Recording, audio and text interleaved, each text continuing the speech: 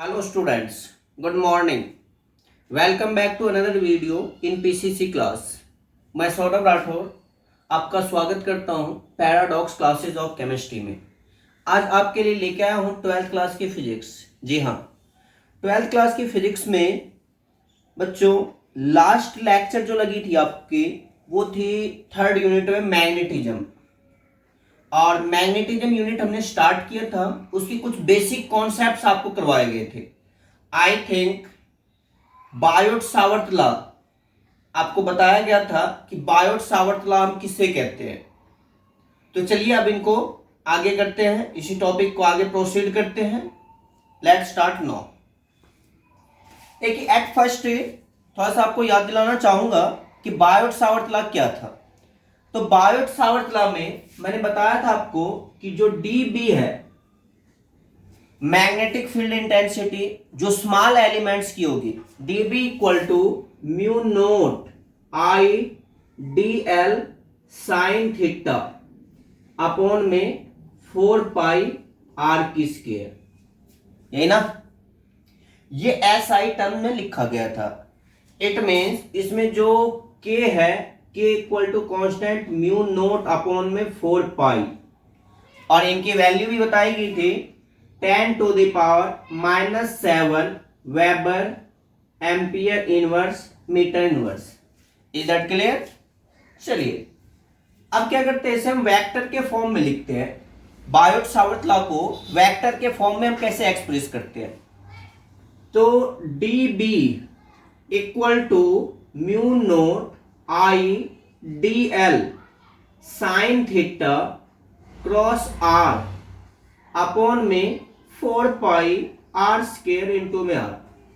देखिए हमने क्या किया, रैशनलाइज किया, आर से मल्टीप्लाई किया, आर से डिवाइड कर दिया। Is that clear?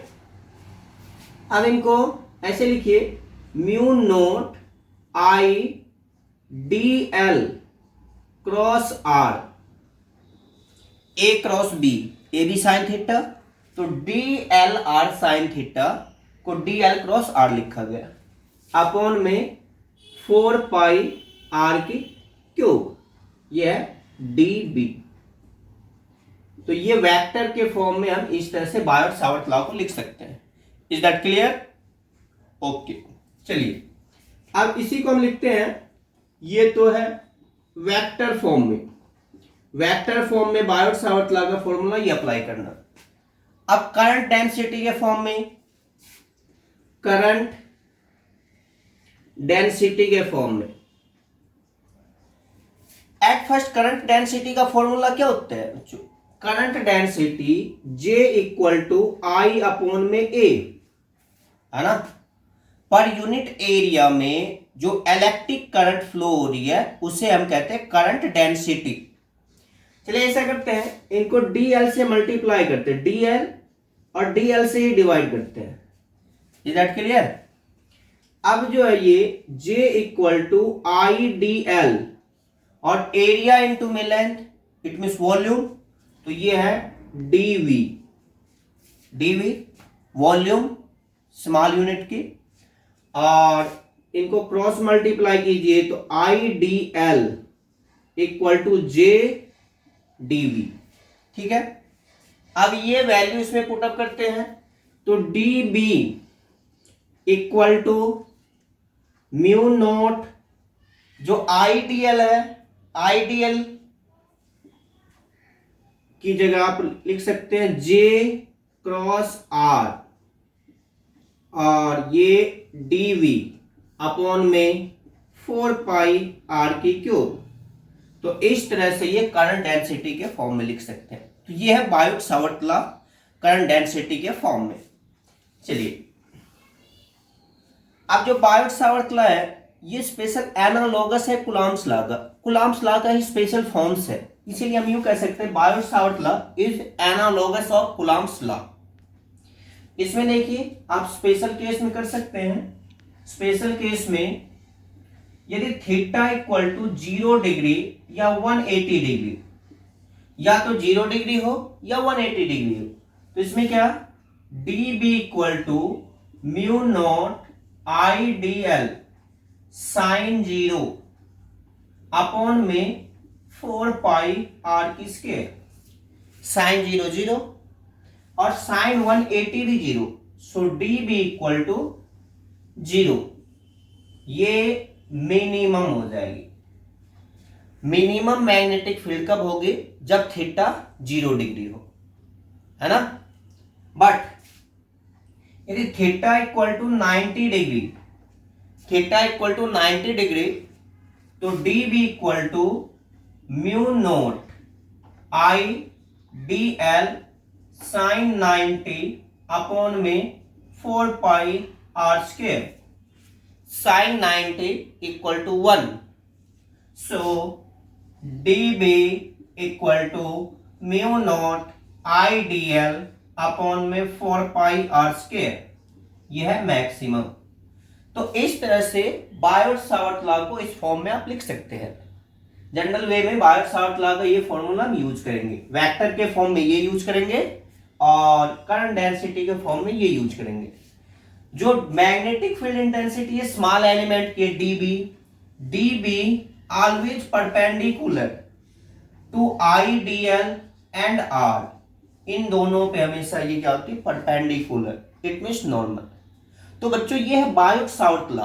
अब इसी बायोट सावर्ट लॉ का यूज करते हुए हम क्या करते हैं? डेरिवेशंस को डिराइव करेंगे। जैसे आपने पहले यूनिट में देखा होगा, फर्स्ट और सेकंड यूनिट में हमने क्या किया था? कूलॉम्स लॉ का यूज किया था, फिर गॉस लॉ का यूज किया था। बट अब इस यूनिट में हम बायोट सावर्ट लॉ का यूज करके फॉर्मूला डिराइव करेंगे, मैग्नेटिक फील्ड इंटेंसिटी निकालेंगे। ओके, तो बच्चों अब जो है हम बायोट सावर्ट लॉ का यूज करके हम अब मैग्नेटिक फील्ड इंटेंसिटी निकालते हैं। चलिए एट फर्स्ट हम मैग्नेटिक फील्ड निकालते हैं स्ट्रेट वायर कैरिंग करंट। एक स्ट्रेट वायर है जो करंट कैरी कर रही है और इनकी वजह से हमें मैग्नेटिक फील्ड इंटेंसिटी निकालना है। मान लीजिए जैसे ये एक स्ट्रेट वायर है, ये है एक्स वाई, और इसमें जो करंट कैरी हो रही है वो x to y current I flow हो रही है। Is that clear? चलिए इसमें एक सी पॉइंट है, सी पॉइंट से हम परपेंडिकुलर डिस्टेंस जो ए है, यहां ये पी पॉइंट पे हमें मैग्नेटिक फील्ड इंटेंसिटी निकालना है।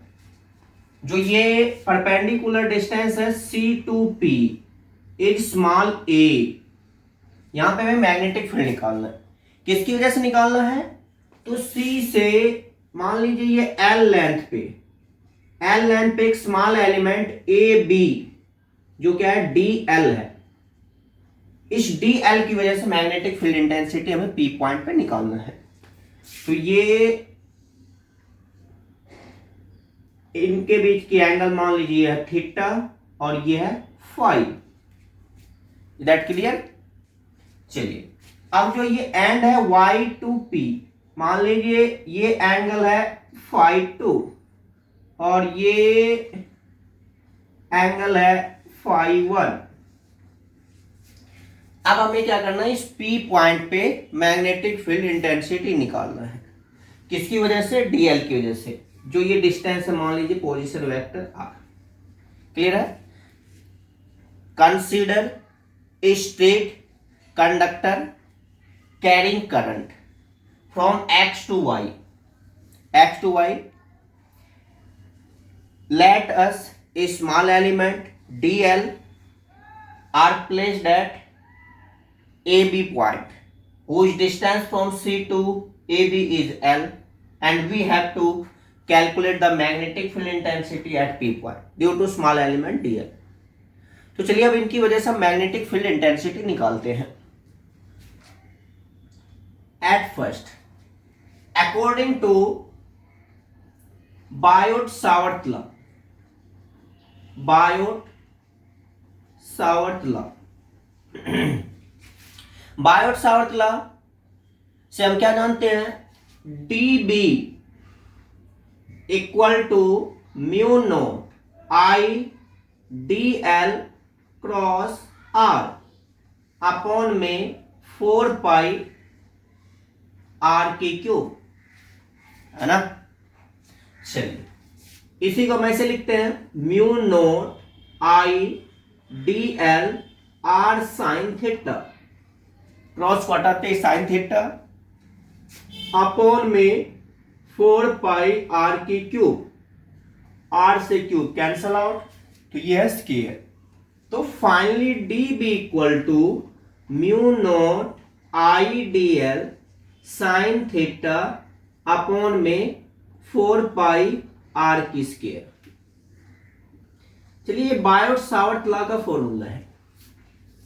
देखिए पहले हमने वेक्टर के फॉर्म में एक्सप्रेस किया बायोट सावर्ट लॉ को, फिर इनको step wise one by one, ये क्रॉस को हटा के साइन थीटा और फिर आर से आर कैंसल आउट। तो ये है magnetic field intensity dB equal to mu naught I D L sine theta upon में 4 पाई आर स्क्वायर। ठीक है, चलिए अब देखिए जैसे ये जो है परपेंडिकुलर डिस्टेंस है, तो ये परपेंडिकुलर एंगल 90 डिग्री, ये देखिए ये P ये C, चलिए इस पॉइंट का नाम हम दे देते हैं O। तब चलिए triangle POC, in triangle POC में जो ये राइट एंगल ट्राइंगल है, किसी भी ट्राइंगल के तीनों एंगल का सम क्या होता है 180 डिग्री, बट ये राइट एंगल है तो राइट एंगल में एक एंगल 90 डिग्री, बाकी अदर 2 एंगल का सम क्या होगा 90 डिग्री, है ना। तो चलिए अब हम क्या लिखते हैं, theta plus phi equal to 90 degree. ठीक है, अब theta equal to 90 minus phi, ये प्लस का उस साइड जाएगा माइनस का, चलिए दोनों साइड साइन से मल्टीप्लाई कर देते हैं, तो ये है sine theta equal to sine 90 minus five, और sine 90 minus five equal to cos five, तो ये sine theta equal to cos five. चलिए ये हमने साइन थीटा की वैल्यू निकाल लिया, वन बाय वन करेंगे। अब देखिए इसमें साइन थीटा की वैल्यू हमने निकाल रखा है कॉस फाइव, अब हम निकालते हैं आर की वैल्यू। इसी ट्रायंगल में कॉस फाइव इक्वल टू, देखिए कॉस बी बाय एच, तो फाइव के सामने ये परपेंडिकुलर, ये बेस, ये हाइपोटेन्यूज, तो ये है ए और ये है आर, तो cos phi equal to a upon में आर, तो r equal to a upon में कॉस फाइव, ये हमने आर की वैल्यू निकाल दिया। अब हमें डी एल की वैल्यू निकालना है इसी ट्रायंगल से।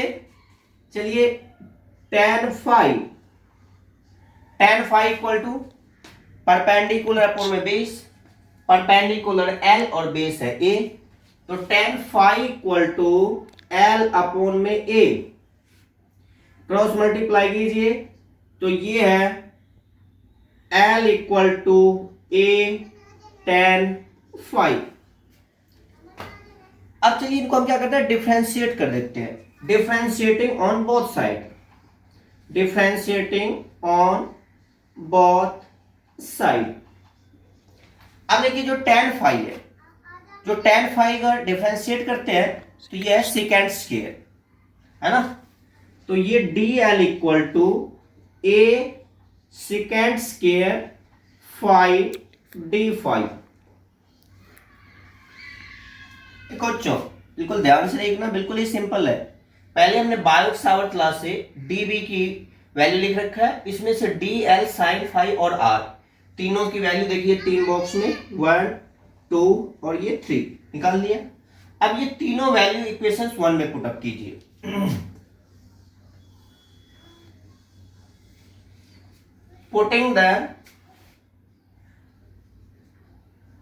putting the value of sin theta r and dl in equation first में पुट अप करते हैं, तो ये है D B equal to mu naught I और डी एल की जगह a second square five D five, है ना। और फिर साइन थीटा की जगह क्या, कॉस फाइव, ये है कॉस फाइव अपॉन में 4 पाई आर की स्क्वायर, आर की जगह ए बाय कॉस फाइव, तो इनकी स्क्वायर कीजिएगा, a square 1 upon cos square five, 1 by cos second, तो ए स्क्वायर सेकेंड स्क्वायर 5, ठीक है। अब देखिए ए सेकेंड स्क्वायर 5 और a second square 5 cancel out. अब ये रह गया d B equal to mu naught I cos 5 d 5 upon में 4 पाई ए। अब डीबी का हम इंटीग्रेशन करते हैं, बायोट-सावर्ट लॉ में स्पेशली इंटीग्रल फॉर्म है डिफरेंट डी का, स्मॉल एलिमेंट जो डीएल है उनकी मैग्नेटिक फील्ड डीबी उनका इंटीग्रेट करेंगे। तो डीबी ये टेकिंग इंटीग्रेशन बोथ साइड, तो ये है D B equal to mu naught I cos 5 d 5 upon में 4 पाई ए। अब देखिए लिमिट बाउंड करना है, लिमिट में x टू y एंड है, जो ये P पॉइंट पे x एंड से एंगल बन रही है 5 1, तो ये -5 1 और ये एंगल है 5 2, तो ये +5 2, तो लिमिट में ये -5 1 और ये +5 2 एट ए ओरिजिन मेंशन करके, जो नीचे का पोर्शन ये माइनस का लेना है और ऊपर का पोर्शन प्लस का लेना है। तो ये हो गया डीबी का इंटीग्रेशन बी। अब देखिए इसमें जो कांस्टेंट क्वांटिटी है इनकी इंटीग्रेशन तो होगी नहीं, तो इसे हम बाहर कर लेते हैं इंटीग्रेशन के साइन से। तो म्यू नोट आई अपॉन में 4 पाई ए, ये है cos 5 डी 5 और ये -5 1 और +5 2। Is that clear? अब देखिए cos theta D theta, it means cos 5 d 5 का जो इंटीग्रेशन होता है ये होता है साइन प्लस का। तो अब ये है म्यू नोट आई अपॉन में 4 पाई ए और cos का हो गया साइन 5, ये 5 2 और ये -5 1। अब upper limit minus lower limit, तो b equal to mu naught I upon में 4 pi a sine 5 2 minus upper minus lower limit, एक माइनस इनके नाम का, माइनस माइनस प्लस, तो ये है साइन 5 1। तो it means b equal to mu naught I upon में 4 pi a sine 5 1 plus sine 5 2। तो ये magnetic field intensity B due to straight conductor की वजह से है। देखो जो अभी जो हमने निकाला था magnetic field intensity due to straight conductor की वजह से, ये निकला था अपना dB equal to mu naught I upon में 4 pi a sine 5 1 plus sine 5 2, है ना। चलिए अब इनके स्पेशल केस की हम स्टडी करते हैं। स्पेशल केस फर्स्ट में if 5 1 equal to 5 2 equal to 90 degree हो जाए, if 5 1 equal to 5 2 equal to 90 degree, तो देन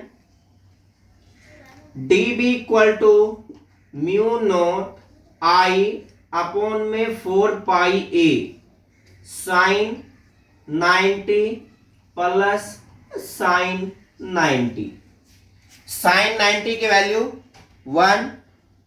अब देखिए 1 प्लस 1 2, तो D B equal to mu naught I, और ये 1 प्लस 1 2 अपॉन में 4 पाई ए, 2 2 जा 4, तो आप यूं लिख सकते हैं D B equal to mu naught I upon में 2 pi a. Is that clear? चलिए अब इनके बाद फिर से हम स्टडी करते हैं केस नंबर 2। सेकेंड केस में यदि यूं हो जाए,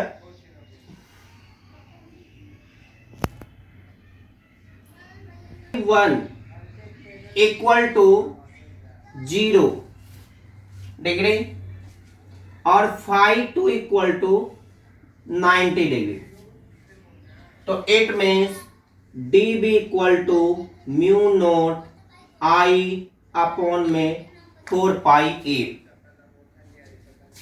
और ये साइन 0 प्लस साइन 90,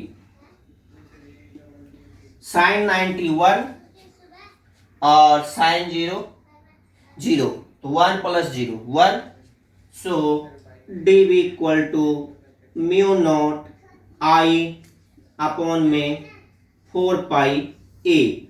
ये हो गया केस नंबर सेकेंड। अब देखिए थर्ड केस में मान लीजिए जो ये फाइनाइट लेंथ है ये है एल, ये एल है। अब क्या हो जाए, फाई 1 इक्वल टू फाई 2 हो जाए। ऐसा हो जाए if phi 1 equal to phi 2 equal to 5,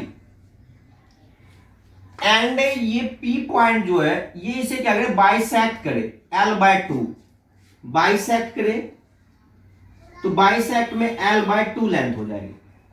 ठीक है, तो अब देखिए अब क्या होगा, D B equal to mu naught I upon में 4 pi a sine phi 1 plus sine phi 2।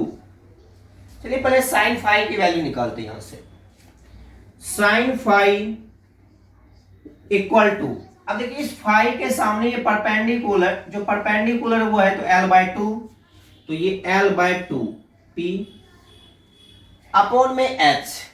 अब देखिए ये एच हाइपोटेन्यूज, ये एल बाय 2 और ये ए, तो एच निकालने के लिए under root a square plus l by 2 की होल स्क्वायर, है ना।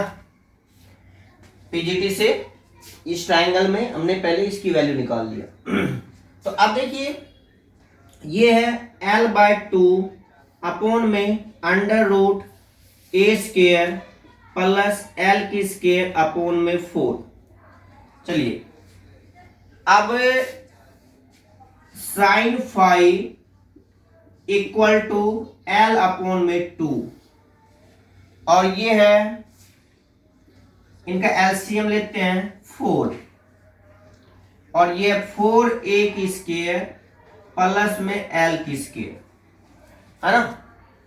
चलिए जो 4 है, 4 को का रूट जो है वो 2 है, तो ये sine phi equal to l by 2, और ये 1 बाय 2 अंडर रूट 4a की स्क्वायर प्लस एल की स्क्वायर, तो ये 2 से 2 कैंसल आउट, तो finally sine phi equal to L upon में अंडर रूट 4a की स्क्वायर प्लस एल की स्क्वायर।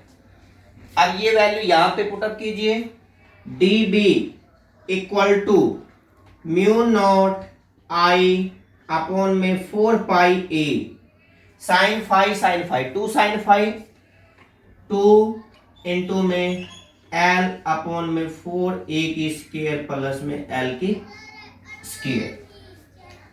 तो अब देखिए ये 2 2 जा 4 और ये हो जाएगा mu naught I l upon में 2 पाई ए 4a की स्क्वायर प्लस एल की स्क्वायर।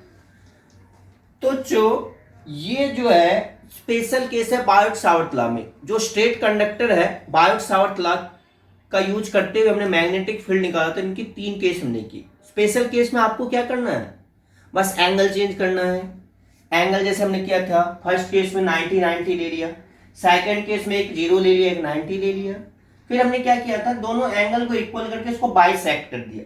तो ये 3 स्पेशल केस है स्ट्रेट कंडक्टर के लिए। तो इस तरह से आप मैग्नेटिक फील्ड निकालिए by using of Biot Savart law. तो इस तरह से आप तीनों केस की स्टडी कर सकते हैं। देखिए फर्स्ट केस में आपका क्या आया, जो ये था d B equal to mu naught I upon में 2 पाई ए।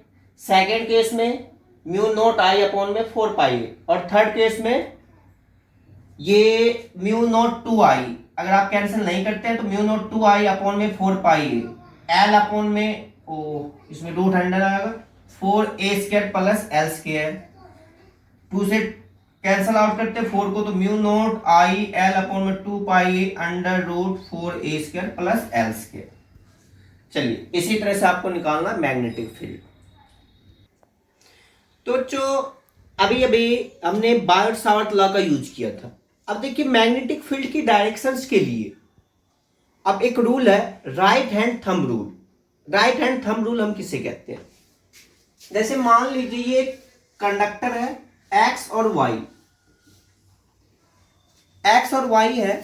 यदि हम क्या करते हैं, कंडक्टर को यदि हेल्ड करते हैं, जैसे होल्ड करते हैं राइट हैंड से, तो ये जो 4 फिंगर जो ग्रिप बना रही है, ये जो ग्रिप है ये तो मैग्नेटिक फील्ड को दिखाएगी, और जो थंब है ये डायरेक्शंस ऑफ इलेक्ट्रिक करंट को दिखाएगी। हम यूं कह सकते हैं if we imagine a current carrying conductor to be held in the grip of right hand, then thumb represent the directions of electric current and curvature are represent the directions of magnetic field. It's called right hand thumb rule. right hand thumb rule बिल्कुल simple है बच्चों, कि यदि हम क्या करते हैं grip के फॉर्म में, यदि ये जो है राइट हैंड के ये 4 फिंगर को ग्रिप बनाते हैं। अब देखिए ये ग्रिप में इस तरह से यदि आप होल्ड करते हैं तो ये डायरेक्शंस है इस तरह से एंटी क्लॉकवाइज। अगर इस तरह से होल्ड करते हैं तो ये इलेक्ट्रिक करंट की डायरेक्शंस हो जाएगी, इलेक्ट्रिक करंट की डायरेक्शंस हो जाएगी, और ये मैग्नेटिक फील्ड को रिप्रेजेंट करेगी। इसका रिवर्स यदि मान लीजिए यदि हम यूं होल्ड करते हैं तो अब ये इस डायरेक्शंस में, तो करंट की डायरेक्शंस नीचे हो जाएगी, और ये मैग्नेटिक फील्ड आप इस तरह से जैसे ये फिंगर बना सकते हैं। ये मान लीजिए 4 फिंगर है और ये थंब। तो ये जो थंब है ये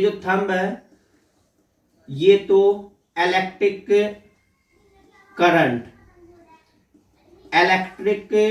करंट को रिप्रेजेंट कर लिए, और ये जो कर्वेचर है ये मैग्नेटिक फील्ड को। तो बिल्कुल ही सिंपल है बच्चों, मैग्नेटिक फील्ड की डायरेक्शंस को निकालने के लिए हम क्या करेंगे, राइट हैंड थंब रूल का यूज करेंगे। राइट हैंड थंब रूल क्या है आपका, यदि आप किसी भी स्ट्रेट कंडक्टर जिसमें करंट फ्लो कर रही है, यदि आप उनको होल्ड करते हैं तो ये जो 4 फिंगर है, ये जो ग्रिप बना रही है, जो ये कर्वेचर बना रही है, ये तो मैग्नेटिक फील्ड है, और जो थंब है ये डायरेक्शंस ऑफ इलेक्ट्रिक करंट है। इसी को हम कहते हैं राइट हैंड थंब रूल। तो बच्चों आज मैंने आपको करवाया था बायोट सावर्ट लॉ के कुछ स्पेशल फॉर्म्स, जैसे आपने देखा वेक्टर के फॉर्म में, करंट डेंसिटी के फॉर्म में, फिर इनके बाद एप्लीकेशंस बायोट सावर्ट लॉ का यूज करते हुए स्ट्रेट कंडक्टर की मैग्नेटिक फील्ड हमने फाइंड आउट किया था। फिर लास्ट में आपको करवाया गया राइट हैंड थंब रूल। तो चलिए आज की क्लास हम यही खत्म करते हैं और मिलते हैं आपसे नेक्स्ट वीडियो में। आई होप आज की क्लास आप सभी बच्चों को सही सही समझ में आए। हमारी तरफ से पूरी कोशिश रही थी कि आपको ठीक ठीक समझ में आए। फिर भी यदि कोई प्रॉब्लम रहती है तो आप कमेंट करके पूछ सकते हैं, आपकी प्रॉब्लम को हम सॉर्ट आउट करेंगे। मिलते हैं नेक्स्ट वीडियो में। Thank you very much.